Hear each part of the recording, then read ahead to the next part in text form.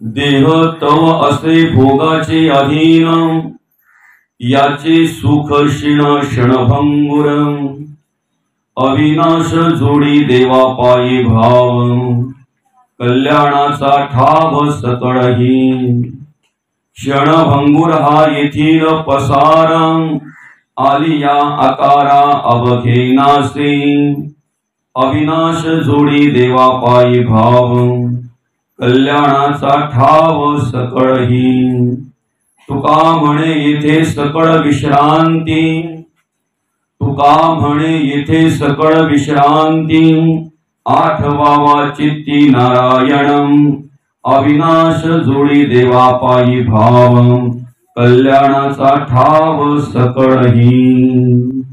प्रस्तुत प्राप्त समयी आजच्या या प्रवचन रूपी सेवेकरिता घेतलेला अभंग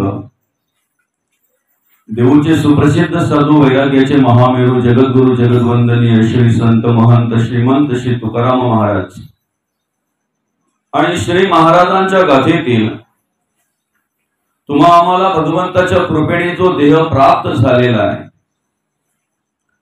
तो देह जाणता झाल्यापासून, त्याला कळायला लागल्यापासून, प्रत्येक कर्म करत असताना, प्रत्येक कार्य करत असताना सुखाची अपेक्षा करत असतो. संसारात सुद्धा तो मनुष्य कशाची अपेक्षा करतोय? संसारिक मनुष्य सुद्धा माऊली सुखाचीच अपेक्षा करतोय. प्रापंचिक मनुष्य सुद्धा सुखाचीच अपेक्षा करतोय. आणि त्याच्या पुढे जाऊन सांगू का, परमार्थिक मनुष्य सुद्धा सुखाचीच अपेक्षा करतोय, आहे की नाही? प्रत्येक माणसाच्या अंतःकरणामध्ये एकच विचार असतो की आम्हाला काय पाहिजे? सुख पाहिजे, समाधान पाहिजे, शांती पाहिजे. पण त्याला सुख न मिळता दुःख प्राप्त झाल्याशिवाय राहत नाही. ज्याची अपेक्षा आहे ते प्राप्त होत नाही, आणि ज्याची अपेक्षा नाही ते प्राप्त झाल्याशिवाय राहत नाही. मनुष्य कुठलाही असू द्या ना, कुठल्याही विचाराचा असू द्या, कुठल्याही वर्णाचा असू द्या, कुठल्याही जातीचा असू द्या, प्रत्येक माणसाला असं वाटतंय की माझ्या आयुष्यात मला दुःख होता कामा नये.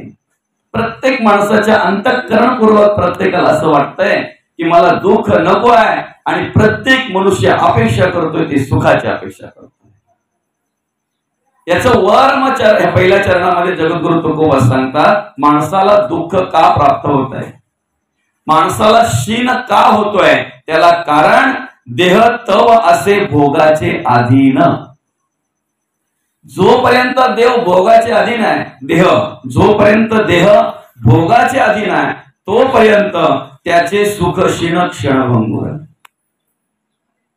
त्याला वाटेल मला सुख मिळालं एखादी गोष्ट प्राप्त झाल्यानंतर, पण ज्या वेळेला त्या गोष्टीविषयी त्याच्या अंतःकरणामध्ये ममत्व निर्माण होतंय, माझी आहे म्हणून निर्माण होतंय, माझी माझी म्हणून तो तिला स्वीकारत असतो, माझं म्हणून तो तिच्याकडे पाहत असतो, ती गोष्ट बाजूला झाल्यानंतर त्याला सुख नाही, दुःख प्राप्त झाल्याशिवाय राहत नाही. वस्तू प्राप्त झाली की माणसाला सुख होत आहे, पण तीच वस्तू ज्या वेळेला त्याच्यापासून दूर होते त्यावेळेला त्याला दुःख झाल्याशिवाय राहत नाही. आता साधं उदाहरण आहे किंवा साधी गोष्ट आहे, आम्ही जी अपेक्षा करतोय त्या नाशिवंत वस्तूची की शाश्वत वस्तूची? आम्ही कुठल्या वस्तूची अपेक्षा करतोय ना, याच्यावर आमचं पुढे सुख की दुःख याच्यावर सगळं अवलंबून आहे. जर आम्ही नाशिवंत वस्तूची अपेक्षा करत असू तर ती नाश पावणार हे सत्य आहे, बरं का? आम्ही कुठल्या गोष्टीची अपेक्षा करतोय? जी गोष्ट डोळ्याने दिसते आम्हाला त्या गोष्टीची अपेक्षा करतोय, बरोबर आहे की ना? शास्त्र सांगतं यद दष्टम तद नष्टम, जे दिसतंय ते नाचतंय. मग दिसतंय ते जर नाचतंय, ते जर नाश पावणार आहे, तर मग सांगा ना, आम्ही दिसणाऱ्या गोष्टी जर अपेक्षा करत असू तर ते कालांतराने नाश पावणार आहे, आणि ती जर नाश पावणार असेल तर 100% आमच्यापासून बाजूला झाल्यानंतर, ती नाश पावल्यानंतर आम्हाला दुःखच प्राप्त होणार आहे. जे सत्य आहे, जे शाश्वत आहे, जे अविनाश आहे, त्याची कधीही आम्ही अपेक्षा करत नाही. त्याला कारण आहे, त्याची आमची कधी भेटच नाही. त्या वस्तूविषयी कधी आम्ही ऐकलेलंच नसतंय. ती वस्तू काय आहे याचा शोधबोध कधी आम्ही घेतलेलाच नसतो. आणि म्हणून जगद्गुरु तुकोबा म्हणतात त्या वस्तूचा जर आम्ही शोध घेतला तर त्या वस्तूला काय म्हणतात? अविनाश. ब्रह्म सत्य आहे, देव सत्य आहे, कालही सत्य होता, आजही सत्य आहे आणि उद्या चिरकालापर्यंत सत्य राहणार आहे. तुम्ही माना अथवा न मानू, देव आहेच आहे. तुम्ही माना अथवा नका मानू, मानणाऱ्यांसाठी देव आहे आणि न मानणाऱ्यांसाठी देव आहे. त्याच्या पलीकडे जाऊन सांगू का? जो देवाचं भजन पूजन करणाऱ्यांचं देव सांभाळ करतो, देवाचं नामस्मरण करणारे, देवाचं स्तवन करणारे, म्हणजे जे देवाला मानतात त्यांचं देव सांभाळ करतो. त्याच्या पुढे जाऊन सांगेन न मानणाऱ्यांचाही सांभाळ देवच करतो, हे मात्र निश्चित आहे.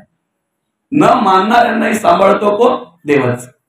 म्हणजे देव आहे असं मानणाऱ्यांना, असं समजणाऱ्यांनाही देवच सांभाळतोय आणि देव नाही आहे असं समजणाऱ्यांनाही देवच सांभाळतोय. म्हणून तो काय आहे? अविनाश आहे. अविनाश म्हणजे काय? या संपूर्ण सृष्टीच्या आधी जो होता, अंतापर्यंत जो असणार आहे. बघा, अनेक शास्त्रांचा जर आपण अभ्यास केला तर त्या अनेक शास्त्रांमध्ये सृष्टीच्या निर्मितीचा क्रम मांडलेला आहे. आता आपलं किती वाचन आहे, किती शास्त्र वाचले त्याचा विचार करण्यापेक्षा आपला आपण जर विचार केला तर साधं उदाहरण आहे. देह निर्माण होण्याच्या आधी आईच्या गर्भात कोण आला? देह आला की आत्मा आला? आत्मा आला, बरोबर आहे की नाही? ब्रह्म आला ना, ते ब्रह्मतत्व आलं ना. देहाची निर्मिती झाली, त्याचा जन्म झाला, तो जे काय असेल त्याच्या संघाप्रमाणे, त्याच्या विचाराप्रमाणे वागायला लागला, राहायला लागला. कोणी देव मानायला लागला, कोणी देव नाही मानायला लागला. बरं का? देहामध्ये जोपर्यंत ताकद आहे, बळ आहे, शक्ती आहे, तोपर्यंत देहाला सगळे सांभाळतात. सगळे म्हणजे समजले ना, गरजेदार ते सांभाळतातच. कुठपर्यंत? जोपर्यंत ताकद आहे तोपर्यंत. ताकद संपली की मग घरचेच म्हणतात आमचा बाबा काय आता कामाचा राहिला. माऊली खरं की खोटं आहे? जोपर्यंत तो येताना पिशव्या घेऊन येतो ना भाजीपाल्याच्या, खाऊच्या, तोपर्यंत पोरं पण त्याला रस्त्याला घ्यायला जातात. बाई पण त्याची आतुरतेने वाट पाहत असते, का तर पिशवी भरून आणणार आहे. ज्या वेळेला हातातल्या पिशव्या जातात ना त्यावेळेला पोरं पण येत नाही आणि बाई पण वाट पाहत नाही. खरं आहे ते.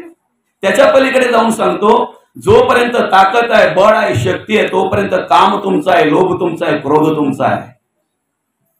हे जे विषय आहेत ना, काम, क्रोध, लोभ, मद, मत्सर, दंभ, संशय, चिंता, असूया, अद्वया, भावना, कल्पना, इष्णा, वासना, आशा, ममता, तृष्णा, या कुठपर्यंत आहेत माहितीये का?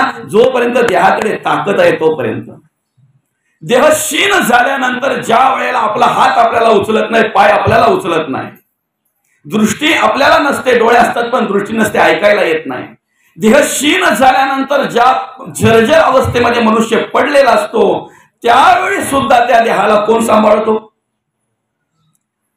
सर्वांनी जरी त्याग केला, सगळे जरी कंटाळले, तरी देव शेवटच्या श्वासापर्यंत सांभाळत असतो. सांगू का? पृथ्वीच्या आधीपासून अंतापर्यंत जो आहे त्याला अविनाश म्हणतात. आमच्या देहामध्ये देहाची निर्मिती होण्यापासून, होण्याच्या आधीपासून ते शेवटपर्यंत नवे आमचा शेवट देहाचा जरी झाला बाबा, तरी आम्हाला स्मशानामध्ये महादेवच सांभाळत असतात. माणूस एकटा जळत असतो ना तिथे, सगळे पाठ फिरवल्यानंतर तो बोलतो मला कोणच नाही. तेव्हा भगवान म्हणतात कोण नाही कसं? जगी ज्यास कोणी नाही त्यास देव आहे ना, आहे ना दादा, आहे. तिथे सुद्धा महादेव सांभाळत असतात. त्यांना काय म्हणतात? अविनाश. मग या ठिकाणी तुकोबा म्हणतात तुझा भाव पण त्याप्रमाणे पाहिजे.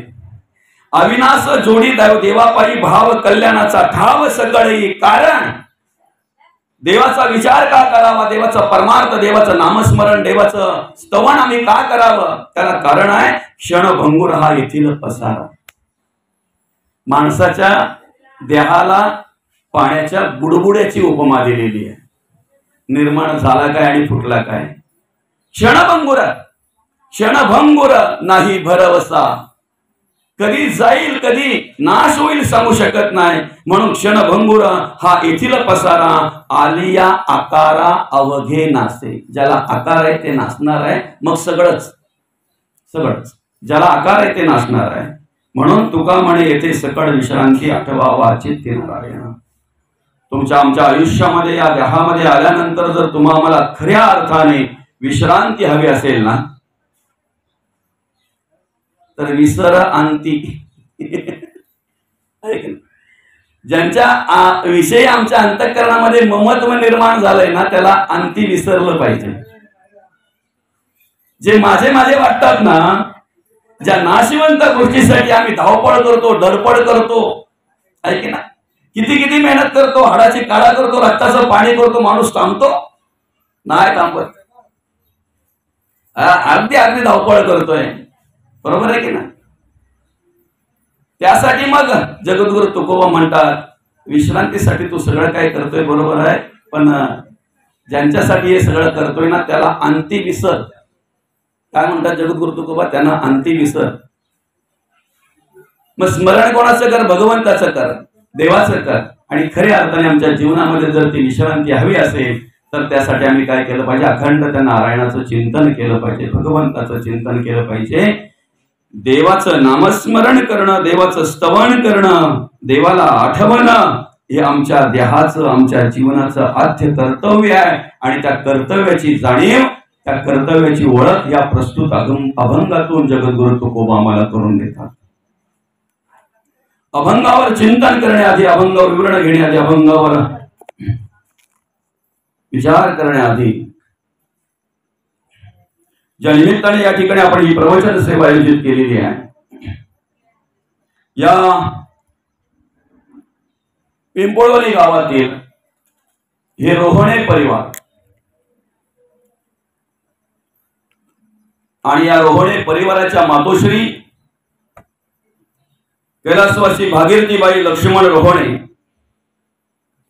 आईसाहेबांचं सोमवार दिनांक 5 ऑगस्ट रोजी वृद्धापकाळाने निधन झालं. मी वृद्धापकाळाने याच्यासाठी म्हणतो की ज्या वेळेला त्यांनी आपला निरोप घेतला त्यावेळी वय वर्ष 92 होतं त्यांचं, 92 वर्ष. आईसाहेबांनी त्यांच्या आयुष्यामध्ये अतिशय चांगल्या प्रकारे कार्य केलं, अतिशय चांगल्या प्रकारे जगल्या, वागल्या. या ठिकाणी मला असं सांगावं असं वाटेल की त्यांनी त्यांच्या संसाराचं कार्य करत असताना, मुलांचं संगोपन करत असताना, आपल्या जीवनाचा मार्ग, आपल्या आयुष्याचा मार्ग क्रमण करत असताना एवढ्या साध्या आणि एवढ्या सरळ वागल्या, एवढ्या शांत स्वभावाच्या, धर्माचरण करणाऱ्या, नीतिमूल्यांची जोपासना करणाऱ्या नीतीने वागणाऱ्या आई कधी कोणाला उलट बोलल्या नाहीत, कधीही कोणाशी भांडण केलं नाही, कधीही कोणाला त्रास देण्याच्या उद्देशाने त्याप्रमाणे वागल्या नाहीत, जगल्या नाहीत. भुकेल्याची भूक जाणली, तहानल्याची तहान जाणली. जे काही पुण्य कर्म करता येतील अशा प्रकारे त्यांनी त्यांच्या आयुष्यामध्ये पुण्य कर्म केली आणि त्याचं फळ त्यांना असं मिळालं की वय वर्ष 92 होऊन सुद्धा चालता बोलता आपला सर्वांचा निरोप घेतला. हे सगळ्यांच्याच भाग्यात नसतंय. काय या ठिकाणी अनेक परमार्थिक माणसं बसलेली आहेत, आध्यात्मिक क्षेत्रातली माणसं बसलेली आहेत. मी म्हणेन अनेक नाही, आपण सर्वच आहोत. कारण ज्यांना आवड आहे तेच प्रवचनाला येतात, बरोबर आहे की ना. ज्यांना त्या विचारांची आवड आहे, त्या विचारांची गरज आहे, तेच माणसं खऱ्या अर्थाने प्रवचन श्रवण करतात, कीर्तन श्रवण करतात. अनेक आध्यात्मिक क्षेत्रातील माणसं या ठिकाणी आहेत. प्रत्येक जण ज्या वेळेला देवाच्या पुढे हात जोडून उभा राहतो ना, त्यावेळेला पहिली प्रार्थना देवाला करतो, देवा मृत्यू तर आढळ आहे, मृत्यू तर येणारच आहे, पण चालता बोलता यावा. प्रामाणिकपणे प्रत्येकाला वाटतंय माझं मी कार्य करत असताना व्यवस्थितरित्या असं चालता बोलता आनंदात या जगाचा निरोप घेतला पाहिजे देवा. शेवटचा दिवस गोड त्यालाच म्हणतात. आणि आईसाहेबांनी या ठिकाणी कार्य करत असताना पुण्यकर्म केली, आपला संसार करत असताना इतरांचाही विचार केला. भुकेल्याची भूक जाणली, तहानल्याची तहान झाली. आपल्या मुलाबालांचं संगोपन करता करता जे प्रेम आपल्या मुलाबालांना दिलं तेच शेजाऱ्यांच्या मुलांना त्याच पद्धतीने त्यांनी प्रेम दिलं. आपल्या कुटुंबातील मुलांना त्याचप्रमाणे त्यांनी प्रेम दिलं. कधी कोणाचा द्वेष केला नाही, कधी कोणाचा मत्सर केला नाही, कधी कोणाचा तिरस्कार केला नाही. आपल्या जीवनाचा आनंद घेत असताना, आपल्या आयुष्याचा आनंद घेत असताना तो आनंद इतरांनाही कशा प्रकारे द्यावा त्या पद्धतीने त्यांनी विचार केला.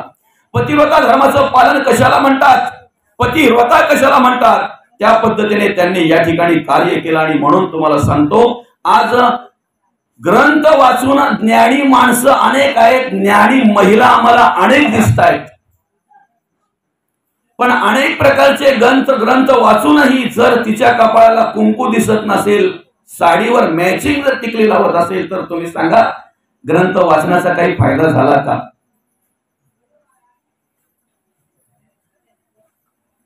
तुम्हाला अशी कितीतरी उदाहरणं दाखवीन ना मी, कितीतरी उदाहरणं दाखवीन. ज्यांना आम्ही मोठे समजतो,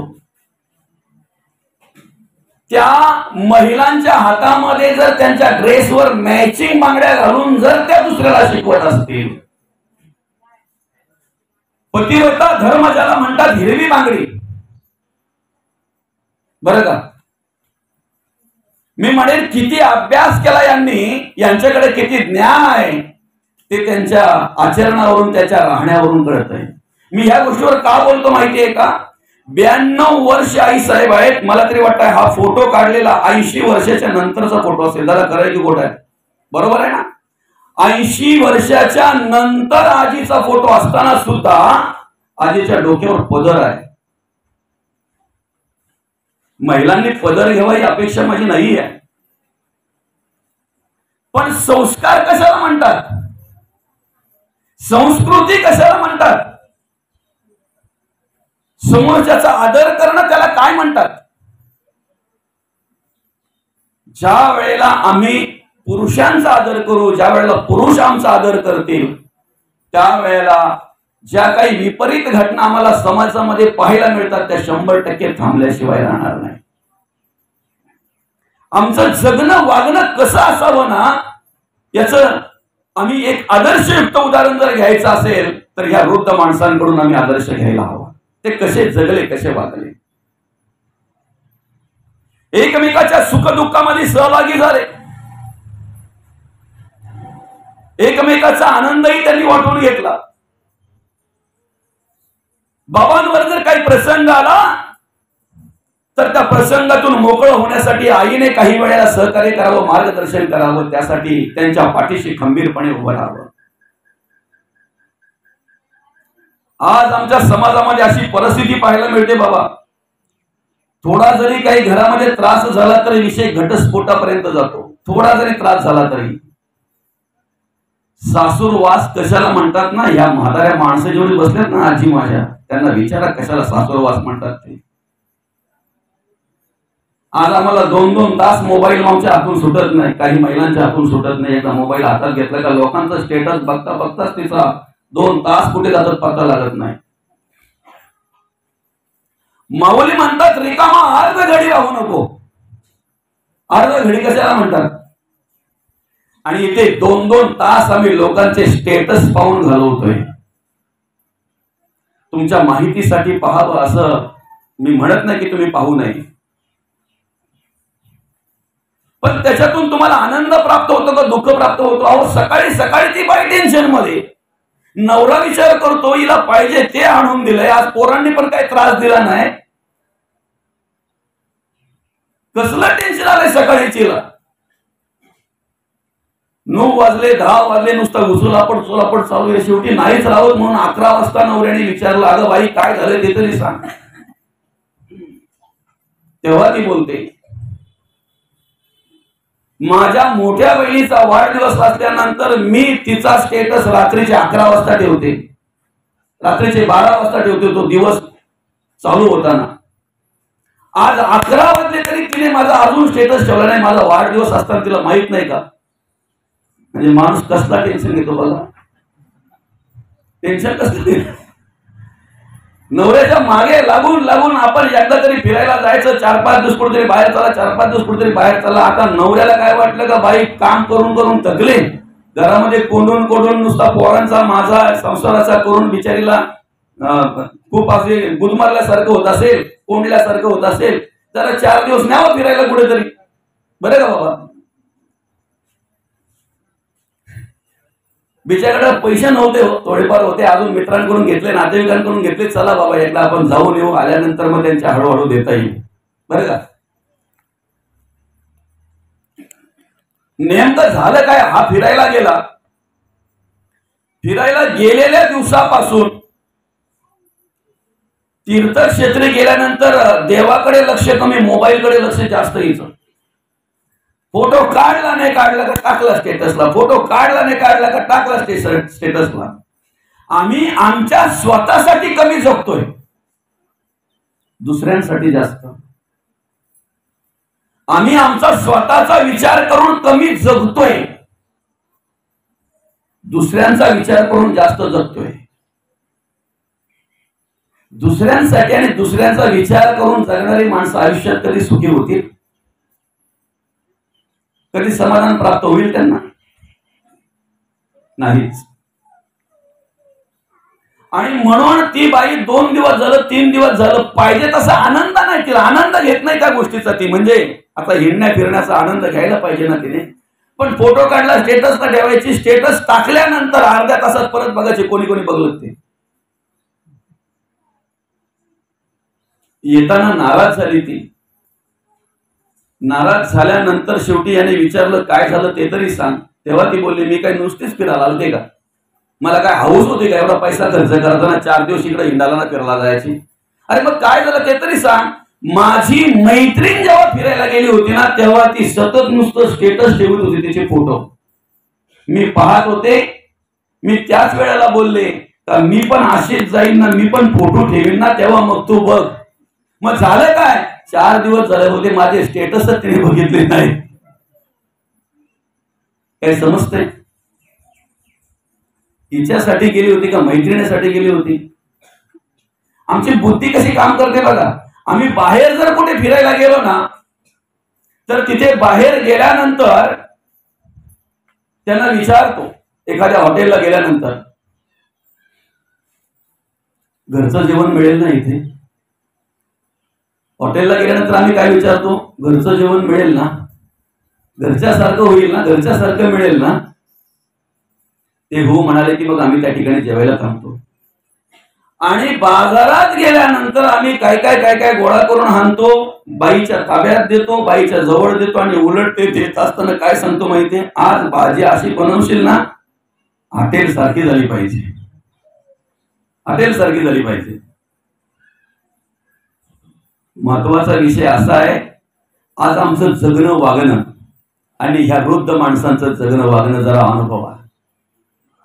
नक्की कळेल तुम्हाला धर्म काय म्हणतात, धर्माची संस्कृती कशाला म्हणतात आणि धर्माचे संस्कार कशाला म्हणतात. त्यांच्याकडे पैसा नव्हता रे, पैसा फार कमी होता त्यांच्याकडे. काहींनी तर अगदी 70 का 72 साली थोडा दुष्काळ पडला होता ना बाबा त्यावेळेला. तो दुष्काळ बऱ्याचशा जणांनी आठवले, बघितलेला आहे, डोळ्यासमोर बघितलेला आहे. शेतात जायचं, ती मालू आणायची, ती घरी आणून ती काढायची, तिची पेज बनवायची, आटोली बनवायची आणि मग प्यायचं. पिझ्झा खाणाऱ्या बायांनी, बर्गर खाणाऱ्या बायांनी जरा विचार करावा आपल्या सासू सासऱ्यांनी कसे दिवस काढलेले आहेत. आणि अशा अवस्थेत दिवस काढून जर आमच्याकडे पैसा आल्यानंतर, आमच्याकडे धन दौलत आल्यानंतर, आम्ही मोठे झाल्यानंतर त्या आई वडिलांना विसरत असू तर सांगा ना आम्ही आमचं काय कर्तव्य करतो आयुष्यामध्ये? काय कर्तव्य करतो?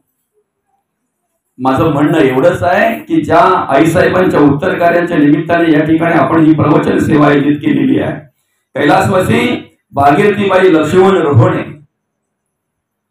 आईसाहेबांनी वयाच्या 92व्या वर्षी आपल्या सर्वांचा निरोप घेतला, त्यांचा देहांत झाला. सृष्टीच्या नियमाप्रमाणे प्रत्येकाचा अंत आहे, प्रत्येकाचा मृत्यू आहे, प्रत्येकाला जाण, प्रत्येकाला या जगाचा निरोप घेणंच आहे. तो कोणी असू द्या, प्रत्येकाला जावं लागणार आहे. देवादिकांना नाही, संतांना नाही सुटलं ते आपल्याला काय सुटणार आहे? बरं का, प्रत्येकाला जावं लागणार आहे. फक्त फरक एवढाच आहे की ज्या पद्धतीने ही माणसं जगली वागली त्या पद्धतीने आपल्याला कसा जगता वागता येईल ना याचा विचार करा. निश्चित आमचा मृत्यू सुद्धा एक सोहळा झाल्याशिवाय राहणार नाही. आमचा मृत्यू सुद्धा एक सोहळा झाल्याशिवाय राहणार. या आईसाहेबांचा जर विचार केला तर आईसाहेबांच्या आयुष्यामध्ये अनेक संकट आली, अनेक प्रसंग आले. खऱ्या अर्थाने त्याग कशाला म्हणतात ना, या वृद्ध माणसांकडे बघून तुम्हाला कळेल कशाला त्याग म्हणतात. बरं का? वृद्ध माणसांकडे पाहून तुम्हाला कळेल, या वयस्कर माणसांकडे पाहून तुम्हाला कळेल त्याग कशाला म्हणतात. बरं का? बाबांचं वय किती बाबा साधारणतः तुमचं? 76 वय आहे. आज तुमच्यावर चांगल्या प्रकारे आध्यात्मिक क्षेत्रामध्ये तुम्ही काम करताय, कार्य करताय, भगवंताचं नामस्मरण करताय, परमार्थ करताय.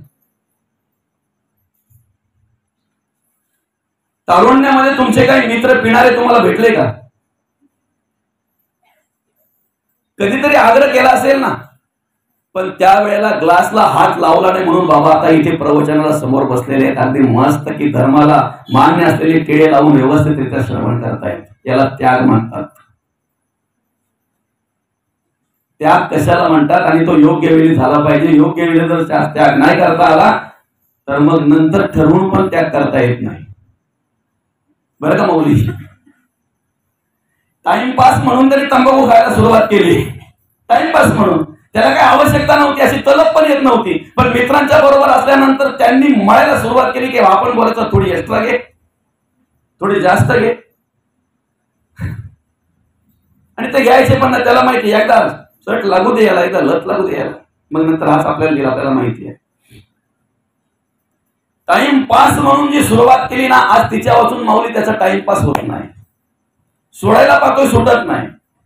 आता त्याग करायला पाहिजे पण त्याग घडत नाही. याला कारण काय? ज्या वेळेला त्याग करायचा त्यावेळेला त्याग घडला नाही. माझं म्हणण्याचा उद्देश असा आहे की या माणसांच्या आयुष्यामध्ये अनेक प्रसंग आले, बरं का? अनेक संकट आली, पण अनेक प्रसंगाला ते सामोरे गेले, संकटांना सामोरे गेले. आणि म्हणून 92व्या वर्षापर्यंत त्यांनी या समाजामध्ये कार्य केलं. 92व्या वर्षापर्यंत. आज आमची मुलं एवढ्या हलक्या मनाची झालेली आहेत. आम्ही सुद्धा छोटासा एखादा प्रसंग आला नाही की माणूस डायरेक्ट विचार करतो आपण जीवन संपवून टाकावं. बरं का? छोटासा जर एखादा प्रसंग आला ना माणसाच्या, थोडा छोटासा जर एखादं संकट आलं तरी माणूस डायरेक्ट विचार करतोय आत्महत्येचा. अहो, जाणता माणूस जाऊ द्या, 8 वर्षाच्या मुलाच्या हातून वडिलांनी मोबाईल हिसकला, रागाच्या भरात फोडला, आपटला मोबाईल वडिलांचाच. पण मुलाच्या हातून वडिलांनी मोबाईल हिसकावून घेतला. ह्या रागाने 8 वर्षाचा मुलगा जर जाऊन आत्महत्या करत असेल तर त्यांनी जग काय अनुभवलं सांगा? काय अनुभवलं त्याने? जग कसे जगतोय आणि कसे वागतोय विचार करा ना. म्हणून मी प्रत्येक ठिकाणी सांगत असतो की आपण आपल्या जीवनाचा व्यवस्थितरित्या जर प्रवास करायचा असेल ना तर आपण ह्या वृद्ध माणसांकडे बघा आणि त्यांच्याकडे बघून जगा. आता तुम्हाला सांगतोय, छोटा छोटा प्रसंग जर आमच्यावर आला तर आम्ही नको तो विचार करतोय, त्याच्या पलीकडे आपण जाऊ ना. आध्यात्मिक, आधिभौतिक आणि अधिदैविक या 3 तापांपैकी एक ताप माणसाला असतोच असतो. बरं का? काही भौगोलिक परिस्थितीतून निर्माण होतात, काही आतून निर्माण होतात. आध्यात्मिक काही दैवयोगाने प्राप्त होतात. या ठिकाणी कार्य करत असताना मनुष्य 3 प्रकारे कार्य करत असतो: संचित कर्म, प्रारब्ध कर्म आणि क्रियमान कर्म. या ठिकाणी मनुष्य भोगत असताना सुख किंवा दुःख 3 प्रकारच्या कर्मानेच त्याला ते प्राप्त होत असतंय. एक तर संचित कर्माने, एक तर प्रारब्ध कर्माने किंवा क्रियमान कर्माने त्याला ते सुख किंवा दुःख प्राप्त होत असतं. आज परिस्थिती अशी आहे की काही प्रसंग आमच्यावर काही कारणास्तव येत असतात, काही परिस्थितीनुसार ओढावत असतात, पण काही प्रसंग आमच्याहून आम्ही ओढावून घेत असतो.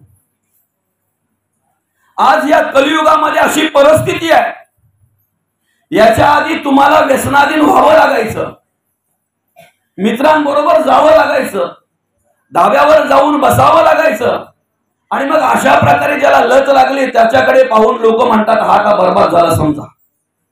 पण आज माणसाला बर्बाद होण्यासाठी घर न सोडता घरी बसल्या बसल्या सुद्धा बर्बाद होतोय, उद्ध्वस्त होते त्याचं आयुष्य घरी बसल्या बसल्या. परवा एका तरुणाने आत्महत्या केली. आत्महत्या केल्यानंतर कळलं तो ऑनलाईन रमी गेम खेळून बर्बाद झाला होता, उद्ध्वस्त झाला होता. या कलियुगामध्ये माणसाचं आयुष्य उद्ध्वस्त करण्यासाठी अनेक साधनं आहेत, अनेक साधनं आहेत. या कलियुगामध्ये माणसाला बर्बाद करण्याची साधनं अनेक आहेत, पण उद्धार करण्याचा मार्ग फक्त एकच आहे, गीता, गाथा, ज्ञानेश्वरी, संतांचं वाङ्मय. याच्या पलीकडे काही नाही, याच्या पलीकडे काही नाही. आणि म्हणून या माऊलींनी, भागीरथीबाई लक्ष्मण रोहले यांनी अतिशय चांगल्या प्रकारे कर्म केली, चांगल्या प्रकारे जगल्या वागल्या.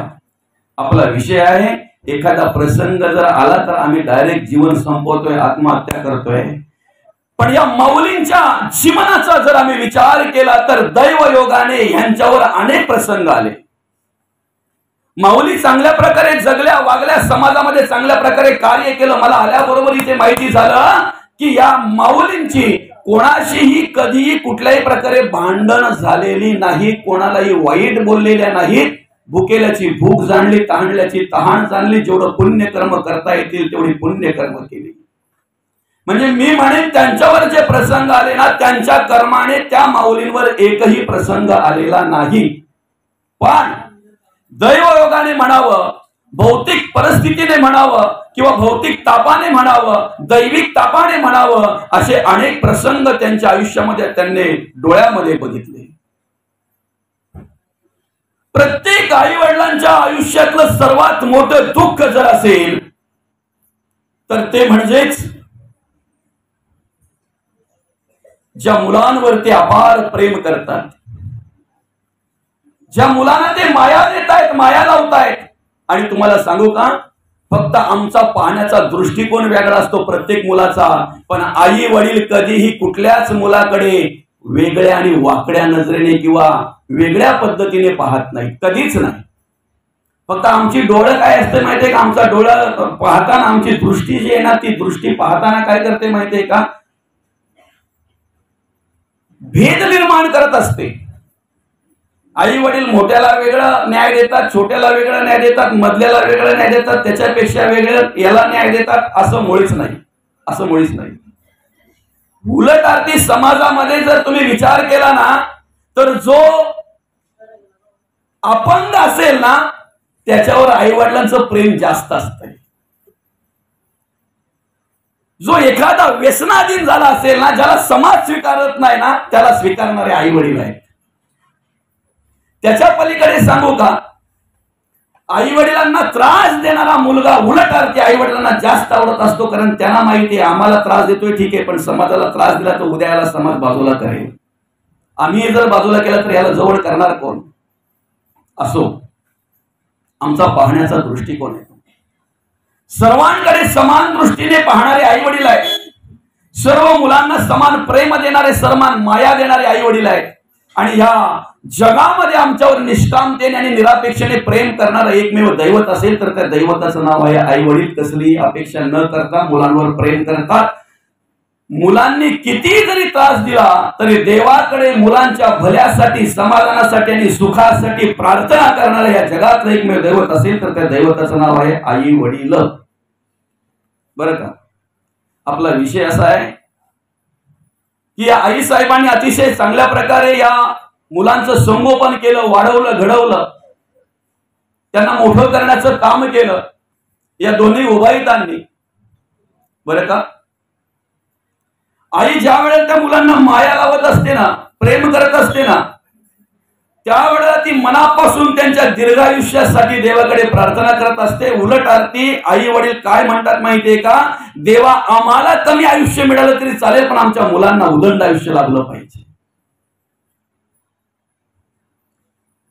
ती कोंबडी आणि कोंबडीची पिलं ज्या वेळेला दाणे वेचत असतात ना,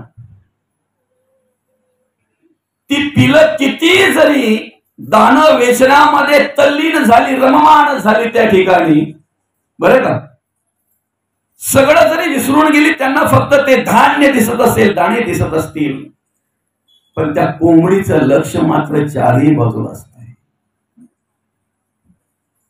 ज्या वेळेला त्या कोंबडीला कळतंय ना की आता एखादा कावळा आलेला आहे, त्यावेळेला सगळ्या पिळांना जवळ बोलवून ती तिच्या पंखाखाली अशी अशी झाकून ठेवत असते. पंखाच्या खाली अशी बरोबर त्यांना सगळ्यांना घेत असते, कावळ्यापासून संरक्षण करण्यासाठी. प्रत्येक आई वडील अशाच पद्धतीने जगत असतात, अशाच पद्धतीने वागत असतात. फक्त एवढाच फरक आहे बाबा, कोंबडीचे पंख आम्हाला दिसतात, आमच्या आई वडिलांचे पंख आम्हाला दिसत नाही, हा फरक आहे. म्हणून आमच्या अंतःकरणामध्ये भेद निर्माण होतो. अशाच प्रकारे त्या माई माऊलींनी सगळ्या फुलांना आपल्या पंखामध्ये सामावावं, त्यांच्यावर प्रेम करावं, आणि अचानक एखाद्या कावळ्याने यावं आणि काळाच्या रूपामध्ये आमच्या कुंडलिक दादांना घेऊन जावं, आमच्या गुरुनाथ दादांना घेऊन जावं. आयुष्यातले सगळ्यात मोठं दुःख जर असेल ना प्रत्येक आई वडिलांच्या जीवनातलं, तर त्या आई वडिलांच्या समोर त्या मुलांनी जावं. एक नाही रे, दोन दोन मुलं त्यांच्या समोर या जगाचा निरोप घेत आहेत. एवढंच नाही तर या ठिकाणी जगत वागत असताना त्या आईसाहेबांनी त्याच्यातूनही सावरण्याचा प्रयत्न केला, त्याच्यातूनही राहिलेल्या आपल्या पिलांना जीव लावण्याचा प्रयत्न केला, त्यांना माया द्यायचा प्रयत्न केला. आयुष्यभर ज्याने साथ द्यायचं ठरवलं, आयुष्यभर ज्याने आपल्या सुखदुःखामध्ये सहभागी होण्यासाठी आणि 7 पेऱ्या ज्यांच्या भोवती मारल्या, अग्नी ब्राह्मण आणि अपतेष्ट यांच्या समवेत, त्या बाबांनी सुद्धा आईसाहेबांचा मंगळवार दिनांक 11/3/2014 रोजी आईसाहेबांचा निरोप घेतला. एकावर एक संकट आली ना आईसाहेबांवर, पण खचल्या नाहीत. जीवनाचा मार्ग जगायचा, जोपर्यंत भगवंतांनी दिलेलं आयुष्य तेवढं जगायचं, आपल्या राहिलेल्या मुलांना प्रेम द्यायचं, त्यांच्यावर प्रेम करायचं, त्यांच्यावर संस्कार करायचं. आणि असं म्हटलं जातंय, दैवजात दुःखे भरले, दोष ना कुणाचा, पराधीन आहे जगती पुत्र मानवाचा. 2 ओढक्यांची होती सागरात भेट, एक लाट तोडी दोघा पुन्हा नाही गाठ, क्षणी तेली आहे वाळा मेळ माणसाचा, दोष ना कुणाचा, दोष ना कुणाचा.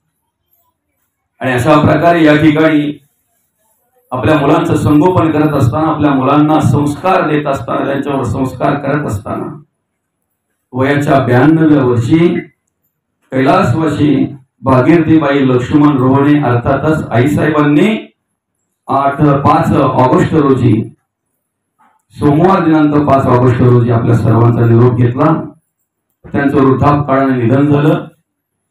खऱ्या अर्थाने या रोहणे परिवाराने अतिशय चांगल्या प्रकारे आईसाहेबांची सेवा केली. जिथे जिथे मी जातो ना तिथे तिथे आपल्या माणसांचा मला स्वाभिमान वाटतो बाबा. त्यांच्याकडे किती संपत्ती मला माहित नाही, मी विचारणार पण नाही, बरं का. आई वडिलांनी त्यांच्यासाठी किती संपत्ती कमवून ठेवली त्याच्याशी मला गरज नाही आणि तेही मी विचारणार नाही. पण आम्हाला स्वाभिमान या गोष्टीचा वाटतो की आमचे आई वडील ज्या घरात जन्मले, ज्या घरामध्ये त्यांनी कार्य केलं ना, त्याच घरात ते शेवटचा श्वास घेतात, याच्यात आम्हाला अभिमान वाटतो, याच्यात आम्हाला स्वाभिमान वाटतो. हे सगळ्यांच्याच नशिबात नसतंय. आणि म्हणून तुमच्या सगळ्यांच्या चरणी या प्रवचनाच्या निमित्ताने नतमस्तक होऊन सांगतो, एवढंच काम करा. 4 भाऊ असतील बरं का, तर चौघांकडे काय आई वडील राहू शकत नाही, कारण ती 2च आहेत. पण दोघांकडे पण वाटण्या करू नका, आई वडिलांच्या वाटण्या करू नका. ज्या वेळेला आपण त्यांनी कमवलेल्या प्रॉपर्टीच्या वाटण्या त्यांच्या डोळ्यासमोर करतोय ना, त्यावेळेला त्यांच्या आयुष्यात त्यांना सगळ्यात मोठं दुःख होत असतंय, सगळ्यात मोठं. अरे ज्यांच्या आयुष्यात कधी थोबडं बघली नाहीत आपल्या आई वडिलांनी, स्वाभिमानाने जगले, स्वाभिमानाने वाढले, घाम गाळला, कष्ट केले, मेहनत केली, कोणापुढे झुकले नाही, वाकले नाही. घरामध्ये काही जरी झालं, भांड्याला भांडं जरी लागलं तरी एकमेकांनी समजून घेतलं. कधी जगापुढे त्यांनी त्यांचं भांडण मांडलं नाही, कधी सांगितलं नाही. नातेवाईकांना सुद्धा कधी कळू दिलं नाही त्यांनी. त्यांच्या प्रॉपर्टीच्या वाटण्या करायला पंच बोलवतो आपण. बरं असू द्या ना, ते पण चांगले पाहिजेत ना. पण पोरांची शेवटपर्यंत भांडणं कशी होतील याचाच विचार करून ते पण काही पंच दरिद्री विचाराच्या अशा प्रकारे वाटण्या करत असतात. पाटाळी गंध वरवटायची गंध, ही साधी गोष्ट झाली. बरंच काय असतंय ते असू द्या चला. पण ज्या वेळेला त्या आईवडिलांच्या समोर आपण ह्या वाटण्या करतो त्यावेळेला त्यांच्या आयुष्यात त्यांना सगळ्यात मोठं दुःख द्यायला असतं. म्हणून 4 मुलं असतील तर एखाद्याकडे आई वडील राहतील, पण तिघांनी त्यांच्याकडे लक्ष दिलं पाहिजे. कधीतरी त्यांना फोन करून विचारलं पाहिजे, कधीतरी त्यांच्या जवळ गेलं पाहिजे, त्यांचं दर्शन घेतलं पाहिजे. मी म्हणेन जवळ असेल, अगदी शेजारी राहत असतील तर रोज त्यांचं दर्शन घेतलं पाहिजे, रोज दर्शन घेतलं पाहिजे. सुना, काही सुना बोलतात त्या सगळा त्यालाच दिलाय, आम्हाला कुठं काय दिलाय, नाही का? आपल्या भाषेत सांगायचं म्हणजे सगळा त्याच्याच घातलाय. हा, असू द्या, असे बोलतात बाबा, आम्हाला काहीच दिला नाही, आम्ही कशाला त्यांच्याकडे बघू. रोज रोज संध्याकाळी आपल्या आईला फोन करणारी एखादी मुलगी, एखादी आजीची सून त्या सासूबद्दल काय काय बोलत असते, नाही का? कशा पद्धतीने तिचे हाल करत असते, कशा पद्धतीने तिच्याशी वागत असते. पहिले महिलांना एवढंच सांगणं आहे की तुमच्या मुलींच्या संसारामध्ये तुम्ही जास्त डोकावायचं नाही. कन्यादान केलं, पाणी सोडलं ना, त्यावेळेला ती तुमची कन्या त्यांची झाली. तेच पासून तिची तब्येत वगैरे विचारली पाहिजे.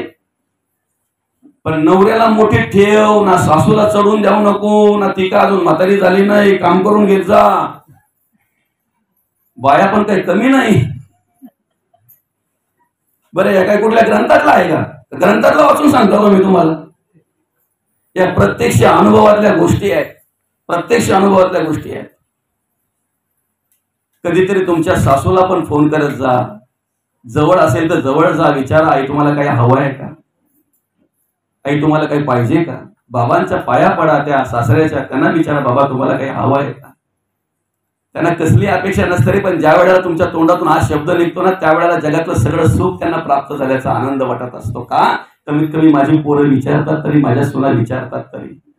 असं जगता आलं पाहिजे, असं वागता आलं पाहिजे. आम्ही नेमकं काय करतोय माहित आहे का या ठिकाणी जगत वागत असताना? की नाही आमच्या कर्माचा विचार करत नाही, आमच्या गुणांचा विचार करत नाही, आम्ही कसं जगलं पाहिजे, कसं वागलं पाहिजे याचा अधिक विचार करत नाही. आम्हाला काय वाटतंय माहितीये का, सकाळी देवाला अगरबत्ती लावली म्हणजे आम्ही खूप मोठं पुण्याचं काम केलं. आता अख्खा दिवस देव आम्हाला सांभाळणार आहे, बरं का? अख्खा दिवस काय रे, दिवस ना रात्र आपण झोपलो तरी देव आपल्याला सांभाळतोय. तृषेने शोकले शरीर मग आत्मयासकडे हा विचार, मग उठवून शरीर चालवी उदकाकडे. रात्री तहान लागलेली असते, आपण झोपेत असतो तरी सुद्धा झोपेच्या तंत्रीत पाण्यापर्यंत नेऊन ग्लास घेऊन पाणी पाजून परत आणून झोपवतोय कोण?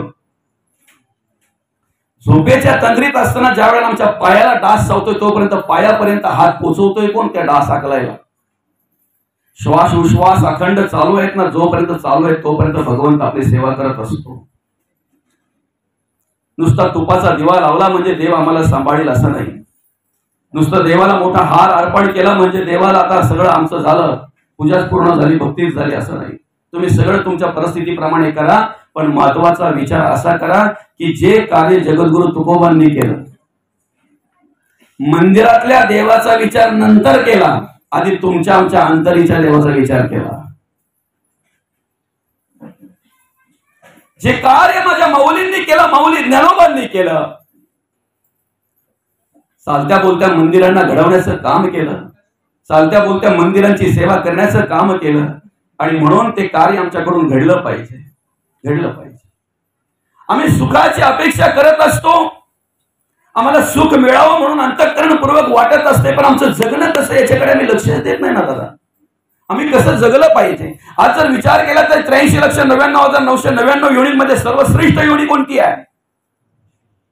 मनुष्य योनी, नरदेह योनी. उभ्या कण्याचा निर्माण केला, विशेष बुद्धी दिली, जगण्याचं स्वतंत्र दिलं, आणि 4ही वाचांपैकी विशेष वैखरी म्हणजे 4ही वाचा या नरदेहाला दिलेली आहेत, मनुष्य देहाला दिलेल्या आहेत. उभ्या कण्याचा निर्माण केलेला आहे. हा एखाद्या वेळी एखाद्या कामानिमित्त जर घराच्या बाहेर पडला आणि त्याला जर मांजर आडवी गेली तर 5 पावलं मागे येतो. मी म्हणतो यायची गरज नाहीये. कधीच मांजर आडवी गेली म्हणून कोणाचं काम अडत नाही, पण माणूस आडवा गेला तर मात्र झालेलं काम पण बिनसल्याशिवाय राहत नाही, निश्चित आहे. उभ्या कण्याचा निर्माण केलेला आहे, पण आडवा गेल्याशिवाय जमत नाही त्याला. याला अडवाजा, त्याला अडवाजा, याला आणून पाड, त्याला आणून पाड. माणूस स्वतःच्या प्रगतीसाठी कमी प्रयत्न करतो, दुसऱ्याच्या अधोगतीसाठी जास्त प्रयत्न करतो. तुम्ही तुमची प्रगती व्हावी म्हणून ज्या वेळेला अधिक विचार कराल ना, त्यावेळेला तुमची आपोआप प्रगती झाल्याशिवाय राहणार नाही. पण तुमची प्रगती होता होता इतरांचं पण भलं बघा. ज्यावेळी शेजाऱ्यांच्या दारामध्ये आम्ही फुलांची झाडं लावतोय की नाही, त्यावेळेला त्या झाडांना आलेली फुलं कधीतरी आमच्या अंगणातही पडतात हे मात्र निश्चित आहे. त्याचा सुगंध आम्हाला सुद्धा घेता येतोय मात्र निश्चित आहे. पण ज्या वेळेला आम्ही शेजाऱ्यांच्या दारामध्ये काट्याची झाडं लावतोय ना, त्याचे काटे जाता येता आम्हालाही चोटतो, टोचल्याशिवाय राहत नाही. हे तेवढंच सत्य आहे. बैल बैलाचं काम करतोय, गाढव गाढवाचं काम करतोय, कुत्रा कुत्र्याचं काम करतोय. प्रत्येक प्राणी पक्षी ज्या पद्धतीने त्याला जे काम लावून दिले ते काम बरोबर चोखपणे करतोय. गटार साफ करण्याचं काम कोण करतोय? डुक्कर. बरोबर आहे का? डुकरच असतात ना गटारामध्ये, त्यांना ते काम दिले ते करतात. पण कधीतरी करोड रुपयाच्या बंगल्यामध्ये जन्माला माणूस जर त्या डुकराच्या बाजूला पिऊन पडत असेल तर त्या डुकराला काय वाटत असेल फक्त आपण कल्पना करा ना. कोणाचं काम मनुष्य करतोय? सगळ्या प्राण्या पक्ष्यांचं काम माणसाने हाती घेतलंय. बरं का? काय झालं माहितीये का? एका मालकाने आपल्याला माती काम करता यावं घरी, बरं का, कधीतरी काही व्हायचं असेल, कधीतरी काही वजन न्यायचं असेल तर त्याने गाढव पाळलं. काय पाळलं?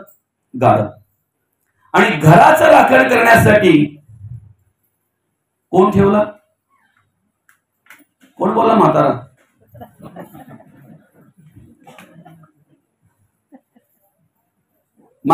माणसाने चौघांची कामं, या चौघांचं ते तिघांचं आयुष्य वाटून घेतलेलं आहे. माणसाला आयुष्य किती देतं माहितीये? 25 वर्ष. नाराज झाला ना, गाढव बोलतो मला काय करायचं इकडे वजी वाहून माझं 25 द्या त्याला. 25 ते 50 गाढवासारखा वजा होतोय तो. कांदे आणा, बटाटे आणा, लसूण आणा, अमुक आणा, तमुक आणा. तो बोलतो लसूण 400 झालाय त्या मला माहित नाही, 2 पाकल्या तरी पाहिजेत तेव्हा भाजीला चव येते. आणा म्हणजे आणा. असं त्याचं जे काय असेल ते. त्याच्यानंतरही तो नाराज झाला. मग त्याच्यानंतर काय झालं माहितीये का? कुत्रा तुम्ही काय करणार आहे एवढं आयुष्य मला ठेवून? माझी 25 द्या. मग 50 ते 75 कोणाचं आयुष्य? मी नाही सांगत ना. पोरं फिरायला जातात आणि मग बोलतात बाबा आम्ही जरा 2 दिवस जाऊन येतो घराकडे, जरा तुम्ही. त्याच्यानंतर 75 भेटून पण बाबा ह्यो माणूस नाराज झाला. मग माकड बोलतो काय मला काय करायचं एवढं? 25 माझी त्याला द्या. सांगा ना 75च्या नंतर जर म्हाताऱ्या वृद्ध माणसांकडे जर तुमचं लक्ष नसेल तर त्यांची अवस्था काय असते? कुठेतरी एखाद्या कोपऱ्यात बसून बिचारी असे डोकंच खाजवतात, कुठे पाठच खाजवतात. नाही येणारा जाणारा पाहुणा त्यांच्या जवळ जातोय तरी त्याला कळत नाही आणि उलट विचारतात आजोबा कुठे गेले? त्यावेळेला ते घरातले बोलतात तिथून आला तुला माहित नाही. कसा माहित होईल? तो बसलायच असा का जसं काय असून नसतं. तुम्ही आयुष्य बघितलं ना, आता ते आयुष्य कसे व्यतीत करायचं ना तेही बघा. 25 वर्षापर्यंत आम्ही ब्रह्मचारी आश्रमाचं पालन केलं पाहिजे, बरं का? 25 ते 50 वर्षापर्यंत आम्ही गृहस्थ आश्रमाचं पालन केलं पाहिजे. 50 ते 75 वर्षापर्यंत आम्ही वानप्रस्थ आश्रमाचं पालन केलं पाहिजे, म्हणजे घरात राहून वनात राहिल्यासारखं, बरं का? आणि भेटलाच 75 वर्षाच्या नंतरचं आयुष्य तर संन्यास आश्रम धारण केला पाहिजे. संन्यास आश्रमासारखं घरात राहिलं पाहिजे. कसं? सगळं बघायचं पण बोलायचं नाही. बोलायला जायला तर मग दुसऱ्या दिवशी भूकचर्याला लागेल. कारण आता सगळं कोणाच्या दारात गेलाय? मग टोपली, सुपा, खराट, या अंगणा माझा येथून, या माझ्या दगरी ना, ह्यो माझी बाउंड्री ना, ती माझी वय, तो माझा माल. समजतंय ना? ठेविले अनंते तैशीची राहावे चित्त्या सोडावे समाधान. आपला विषय असा आहे की त्या माणसाने घराचं राखण करण्यासाठी कुत्रा पाळला आणि माती वगैरे व्हायची असेल, काही जड वगैरे व्हायचं असेल तर त्याने एक गाढव पाळला. श्रीमंत माणूस होता खूप, तो खूप श्रीमंत होता. दोन्ही पण अशी अंगण्यामध्ये बांधलेली होती ती. गाढव गाढवाच्या ठिकाणी, कुत्रा कुत्र्याच्या ठिकाणी. आता गाढवाची अवस्था कशी, त्याला काही भूक लागली का तो फक्त त्याची दोरा सोडायचा जे काय असेल बांधलेला ते तो जायचा चरून यायचा, चरला की परत येऊन त्या घराजवळ थांबला की त्याला बांधून ठेवायचे. अलग लक्षात, कधी बांधायला लागायचं नाही तर नाही बांधलं तरी तो राहून जायचा. पण कुत्र्याला बसल्या जागेवर सगळं पाहिजे त्या, समजतंय का? कुत्र्याला बसल्या जागेवर सगळं. आज माणसाला आई वडिलांपेक्षा कुत्री जास्त आवडतात, एवढ्या कुत्र्याचा विचाराचा माणूस झालाय. मी जबाबदारीने बोलतो बाबा. तुम्हाला असे कितीतरी ठिकाणी मी दाखवीन की ज्या श्रीमंताचे आई वडील वृद्धाश्रमात आहेत ना, ती भिकारी विचाराची माणसं कुत्री नेतात फिरवाला. कुत्री फिरवाला नाही, हागवाला. बायको बोलते अख्खा दिवस याला बाय म्हणजे आड्डा भरलाय त्यांनी, त्याला कोणी बाहेर नेला नाही, त्याला बाहेर येऊन जा. का आरडा भरलाय? त्याला कोणी बाहेर नेलाच नाही ना. कशासाठी? ते कार्यक्रम करताना हे बघत बसतोय. अरे एखाद्या वेळी वृद्ध अवस्थेत जर तुझ्या आईच्या नाकामध्ये पाणी आलं तर तुला किलस वाटते? तुझ्या वडिलांच्या डोळ्यामध्ये कदाचित जर घाण आली आणि ती त्यांना काढण्याची जर समजलं नाही तर त्यांच्याकडे बघितल्यानंतर तुला किलस वाटते? कुत्र्याला 2-2, 3-3 हजाराची औषधं, 500-600 रुपयाचा एक टायमाला खाना त्याला, आणि आई वडील बिचारे चहा वाचून तिकडे तडपडत आहेत. ती घरातली वृद्ध माणसं मात्र औषध पाण्या वाचून शांत आहेत. ते बोलतायत दादा अरे फार खोकला झालाय रे मला, एखादी बाटली तरी आणून दे ना औषधाची. त्यांची भाषा पण काय असते? मी स्वतः माझ्या डोळ्यामध्ये बघितलेलं. एका ठिकाणी त्या आजीच्या खोट्याला कुत्रा बांधलेला, 2-2, 3-3 हजाराची औषधं, 4-4, 500-500 रुपयाचा एक टायमाला खाना तो मुलगा आणून त्या कुत्र्याला टाकतोय. त्याच खाटेवर त्याची आई आजारी होती बिचारी. माऊली ज्या वेळेला माझी नजर गेली ना त्या माऊलीकडे डोळ्यामध्ये अश्रू आले. कधी तेल लावलं होतं की नव्हतं त्या आईच्या डोक्याला? बापरे, ते केस बीस असे उसळले होते ना सगळे, बारीक तोंड केलं होतं तिने बिचारीने, आणि देवाकडे मृत्यू मागत होती. बाबा मृत्यू, देवा मला उचल. कधीतरी कुठल्या माणसाने कुठल्या नातेवाईकाने जर काही खाऊची पिशवी आणली ना तर त्याची पोरं बाहेरच्या बाहेर त्याची विल्हेवाट लावायची. त्या म्हातारीपर्यंत पोहोचू देत नव्हती, त्या आईपर्यंत पोहोचू देत नव्हती. का? सांगणं होतं सगळा जागेवरच करते, काढायला लागते, जास्त खायला देऊ नका. अन्न पाण्या वाचून मारणारी दरिद्री विचाराची लोक आज आम्हाला आमच्या समाजामध्ये पाहायला मिळतात. असो, तुम्ही कुत्री पाळू नका असं माझं प्रामाणिक म्हणणं नाही आहे. प्राण्यांवर प्रेम करा, जीव लावा, पाहिजे ना. अरे पण ज्याला माणसातला माणूस दिसत नाही त्यांनी प्राण्यातला काय देव बघायचं? ज्या दिवशी माणसातला माणूस म्हणून जगता येईल, वागता येईल, माणूस दिसेल ना, त्यावेळेला तुम्ही निश्चित त्या प्राण्यांवर प्रेम करू शकता. असो, आपला विषय आहे. त्यांनी गाढव पाळलं, कुत्रं पाळलं, ते दोन्ही पण त्या याच्यावर मध्ये राहायचे. दोघे पण असाच मंडप होता, म्हणजे असाच अंगणा होता, त्या अंगणामध्ये राहायचे. कुत्र्याला सगळं जागेवर भेटायचं. मालक खातो त्याच्यापेक्षा भारी. मालकाला उपास असेल तर त्याच्यासाठी तो घास आणायचा, कुत्र्यासाठी. बरं का? असो, काय झालं, 4-5 दिवस जरा मालक थोडा बाहेर गेला, त्याच्यामुळे त्याच्याकडे दुर्लक्ष, जरा घरातल्यांनी काही व्यवस्थित लक्ष दिलं नाही. जे असेल ते दिलं, नसेल तर मग शिळं पाकं कुत्र्याला खायला दिलं. कुत्रा रागावला. हे काय चाललंय बोलतो माझे आपण. बरं का? गाढव बोलतो अरे दादा तुला जागेवर सगळं भेटतंय, मी मरमर मरतोय, एवढं सगळं ओझं वाहतोय, तरी सुद्धा मला बाहेर जाऊन कुठेतरी काय मिळेल ते खायचं आणि येऊन बसायचं इथे. एक दिवस रात्रीच्या वेळी चोर आले, त्या मालकाच्या दिशेने आले. गाढव सांगायला लागला रे कुत्र्या, अरे ओरड ना दादा, भुंक ना. कुत्रा बोलतो नाही, 4-5 दिवस झाले मला या शेलापाका खायला देतात, मी भुंक जमणार नाही. गाढव बोलतो दादा पाया पडतो तुझ्या, मालकाने तुला कधी काही कमी केलं नाही, तुला जागेवर सगळं काही देतो, भुंक रे दादा भुंक. तू भुंकलास तर आपला मालक जागा होईल.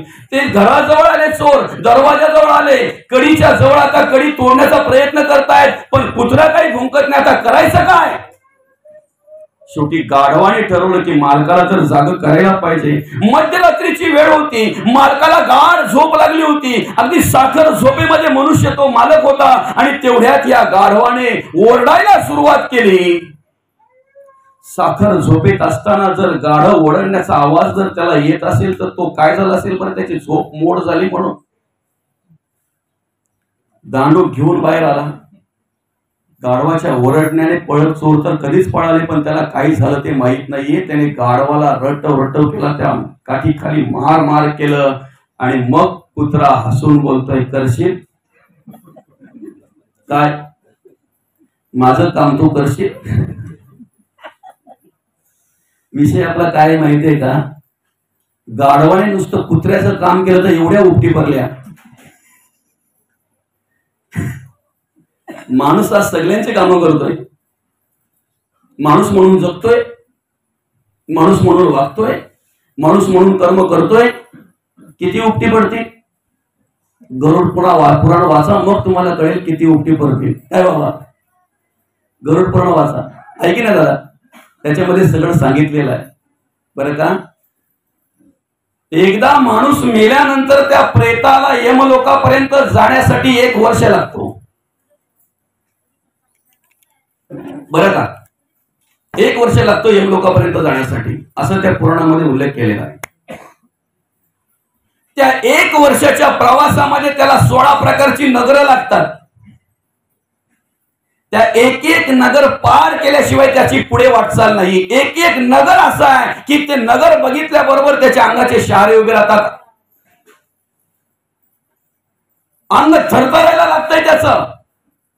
आणि ज्या वेळेला ते समोरचे दृश्य तो पाहतोय ना, त्यावेळेला आयुष्यभर केलेली कर्म त्याला तिथे आठवतात आणि मग बोलतो, असं काय पाप कर्म केलं की मला आता ह्या नगरातून जायचंय. नगर म्हणजे काय सुशोभित असे मोठे बंगले नाहीत, तलवारीच्या पातीची धार असलेली झाडं आहेत आणि त्या झाडांना खेटून जायचं आहे.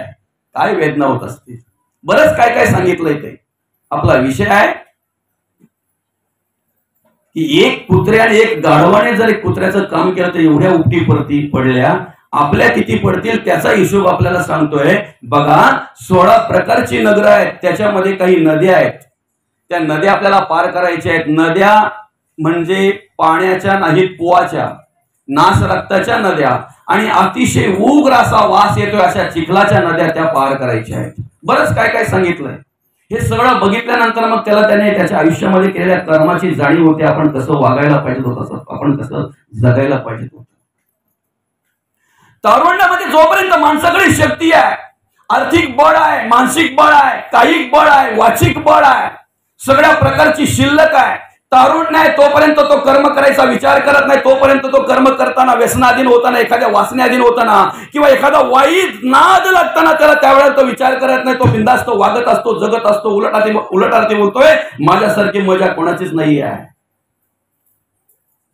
त्यावेळेला मित्र त्याला समजावत असतात, दादा तू घरचं कमी खातोय, हॉटेलला जाऊन जास्त जेवतोय, तू हॉटेलचं जास्त खात असतोय, तुला बाहेरचं जास्त आवडत आहे. अरे जिने तुझ्या भोवती 7 फेऱ्या मारल्या, आई वडिलांना सोडलं, स्वतःचं नाव विसरली, स्वतःची आवडी नवडी विसरली, पतिव्रता म्हणून तुझ्या घरामध्ये जिने लक्ष्मी म्हणून पाऊल टाकलं, त्या बाईच्या काही अशा अपेक्षा असतील रे. त्यावेळेला तो बोलतो, या तारुण्यात नाही मजा करून घ्यायची तर कधी करायची, वृद्धपणे. पण तेव्हा तो मित्र म्हणतोय, तुला वाटत असेल तुझं तारुण्य आहे म्हणून, पण दादा या तारुण्यामध्ये तुझी कर्म केलेली आहे, त्या कर्माचा भोग ज्या वेळेला येतोय ना, त्यावेळेला बाहेरचे कोणीही येत नाही ते स्वच्छ करायला, साफ करायला. त्यावेळेला आपली बाईच निमूटपणे खाली मान घालून इच्छा नसतानाही साफ करत असते. हे मात्र निश्चित आहे, बाहेरचे कोणी येत नाही. माझं म्हणण्याचा उद्देश असा आहे की जोपर्यंत माणसाकडे तारुण्य आहे, शक्ती आहे, बळ आहे, 4ही प्रकारची शिल्लक आहे, तोपर्यंत त्याला आठवत नाही काही, तोपर्यंत मौज मजा करत असतो. पण सांगू का, शतवर्ष वय नेमिले, त्यात बाळपण नेमता गेले, तारुण्य वेचलं विषयांकडे, वृद्धपणे नाना रोग भोगणे लागे, कर्म भोग आता भगवंताचा योग कोण्या वेळे. मग अशा वेळी त्याची अवस्था होते की तारुण्यामध्ये केलेल्या कर्माचा भोग वृद्ध अवस्थेत प्राप्त झाल्यानंतर स्वतःहून देवाकडे प्रार्थना करत असतो, देवा मला उचल, घेऊन जा. मेल्यानंतर तर त्रास आहेच रे, पण जिवंतपणी सुद्धा त्रास आहे. तो त्रिविध प्रकारचा आहे, आध्यात्मिक, आदिभौतिक आणि आदिदैविक. त्याचे प्रकार 3 पडतात, एक प्रारब्ध योगाने, एक दैव योगाने आणि क्रियमाण कर्माने. म्हणून कोणाच्या दुःखावर हसू नका, कोणाच्या प्रसंगावर चर्चा करू नका, निंदा करू नका. एखादे आजोबा जर खोटमध्ये पडले असतील तर त्यांनी वाईट कर्म केली असं नाही, कदाचित प्रारब्धाच्या योगाने, दैवाच्या योगाने, पूर्वीच्या कर्माचा काही असेल किंवा पुढे त्यांना मुक्त करायचं असेल म्हणून देवाने त्यांना ह्याच जन्मामध्ये मोकळं करायला घेतलेले असा बोध घ्या, असा विचार करा. कोणाच्या आधारावर असू नका, कोणाच्या प्रसंगावर असू नका, कोणावर काही संकट आलं त्याच्यावर वेगळी चर्चा करू नका, कारण कोणावर काय कधी बितेल सांगू शकत नाही. आणि म्हणून त्या ठिकाणी नरक मांडलेले आहेत. नरक, आपण नरक एक बोलतोय, 84 प्रकारचे नरक आहेत, त्यापैकी 28 प्रकार गरुड पुराणामध्ये मांडलेले आहेत. त्याचे प्रकार वेगवेगळे आहेत. तप्त लोखंडी खांबाला मिठी मारावी लागते. तुमच्या कर्माला कोणती गती आहे ते सगळं मांडलेलं आहे, बरं का. कर्माला कोणती गती आहे ना ते सगळं मांडलेलं आहे, पण त्याच्यातून मुक्त होण्याचा मार्गही मांडलेला आहे. हे सगळं कोणासाठी मांडलेलं आहे माहितीये का? जे देवाचं नामस्मरण करत नाही, जे देवाची भक्ती करत नाही. ज्या हिंदू धर्मामध्ये आमचा जन्म झालेला आहे त्या हिंदू धर्माचं एकही कार्य करत नाही, नवे नवे अधर्माने वागतात, अनितीने वागतात, नको त्या प्रकारे वागण्याचा प्रयत्न करतात, त्यांच्यासाठी ती अवस्था मांडलेली आहे. मात्र प्रत्येक अध्यायाचा जर विचारपूर्वक आम्ही अभ्यास केला ना तर प्रत्येक अध्यायामध्ये ओळख करून दिलेली आहे. जे विष्णू भक्त आहेत आणि जे शिवाचे भक्त आहेत, म्हणजे जे देवाचं नामस्मरण करतायत, जे देवाचं स्तवन करतायत, त्यांना याच्यापैकी काहीच नाही आहे. आता आपण इकडे येऊ. कुठे? आम्हाला देह म्हणून भगवंताने जन्माला घातलेला आहे. पहिल्या चरणामध्ये जगद्गुरु तुकोबा काय म्हणतात? देह तव असे जव असे भोगाचे अधीन. जोपर्यंत हा देह भोगाचे अधीन आहे याची सुख क्षण भंगुर. आम्ही देह म्हणून जोपर्यंत कार्य करतो तोपर्यंत आम्ही संकुचित वृत्तीने कार्य करतो. माझं घर, माझा संसार, माझी पोरबाळं, माझे नातेवाईक, माझ्या सोयऱ्यांसारखं सोयरा अख्ख्या गावात कोणतं नाही. एक पण आपला सोयरा नाही, आपला अख्खं स्टँडर्ड, अख्खं मोठं सोयरं, बरं ना.